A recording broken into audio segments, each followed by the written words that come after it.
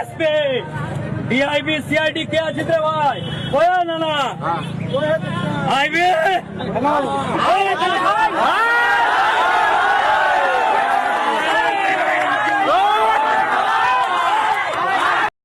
শোনো, গর্দভ জীবনে অনেক দেখেছি, তোমার মতো নয়। কিছু উস্কানিমূলক কথা বলে দিলে নিজের পরিচয়। আর চারিদিকে স্লোগান, তোমার প্রতিবাদ চাই। আর পুলিশে তোমাকে করলো হামলা, এখন কি করবে ভাই? সবাই স্লোগানটা দেখে আজ মাথা হয়েছে গরম। আর তুমি জেলখানাতে থাকবে একা হয়ে নরম। শোনো বন্ধু, 10-এর লাঠি 1-এর বোঝা, একা কাউকে করা যায় না সোজা। তাই তুমি যত বড়ই অ্যাডভোকেট হও না কেন, তুমি একা একা ক্ষমতা দেখাতে পারবে না।